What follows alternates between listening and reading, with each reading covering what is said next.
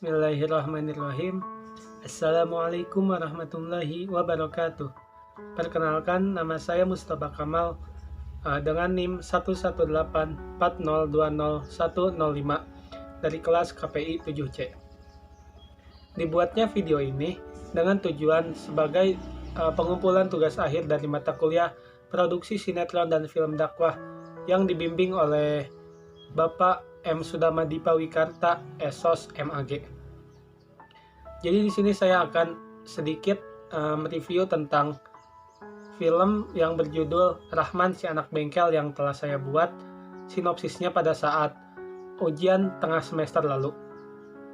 Jadi film ini tuh menceritakan tentang Rahman kecil yang terus berusaha dengan keras untuk membuktikan kalau dirinya tidak bisa diremehkan. Walau dia terlahir dari keluarga yang kurang mampu, tapi ia yakin dengan usahanya ia dapat mengangkat derajat dan ekonomi keluarga. Sejak kecil, memang banyak yang suka mencemooh dan memandangnya dengan sebelah mata, karena Rahman memiliki cita-cita yang ingin melanjutkan kuliah di luar negeri.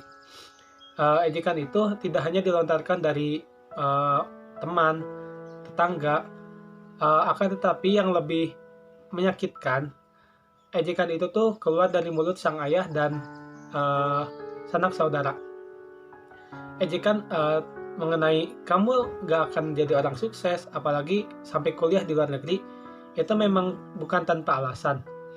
Mereka menilai jika Rahman adalah orang yang dirasa tidak pintar dalam hal akademik. Selain tidak dirasa pintar, faktor ekonomi juga yang mempengaruhi bahwa mereka mencemooh seperti itu, dan dengan maksud dan tujuan mereka mencemoohnya itu agar Rahman itu menjadi sadar dan terbangun dalam mimpinya. Ya udah, terima aja kenyataan. Tapi satu orang yang terus mendorong agar dia bisa melanjutkan cita-citanya dan mewujudkan cita-citanya itu yaitu adalah sang ibu yang terus memberinya semangat. Rahman kecil tidak pernah mendengarkan ejekan-ejekan yang dengan niat menjatuhkan keinginan dia, tapi dia hanya terus mendengarkan omongan sang ibu yang terus memberinya semangat dan mendoakan dalam setiap waktu Rahman belajar dan yang lainnya. Dari dulu Rahman sangat senang sekali mengenai hal permesinan. Tidak jarang sehabis pulang sekolah, ia selalu mampir ke tempat bengkel ataupun tempat-tempat servis untuk melihat orang yang sedang memperbaiki mesin-mesin. Sampai pada saat Rahman menduduki kelas 5 SD, dia udah ikut mulai membantu di bengkel-bengkel sehabis pulang sekolah. Dia bermaksud ya udah gitu, dengan dia ikut ke bengkel, setidaknya dia bisa belajar lebih tentang dunia permesinan dan otomotif. Rahman tidak menghiraukan orang-orang yang terus menghantamnya dengan omongan-omongan. Ia hanya mendengarkan omongan sang ibu yang terus memberinya semangat dan berjuang sepenuh hati. Perlahan tapi pasti setelah lulus SMA, dia mulai membuka bengkel kecil-kecilan dari hasil uang yang telah ia tabung dari waktu SD dulu. Dia juga membuka servis kecil-kecilan di rumahnya dengan maksud uang itu akan ditabung dan untuk melanjutkan dia kuliah nanti di luar negeri. Dia sangat ingin sekali kuliah di Jepang karena Jepang terkenal dengan produksi mesin-mesin yang canggih. Dia terus dengan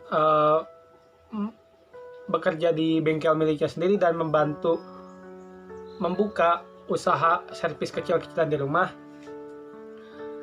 dan hasil uangnya itu ditabung.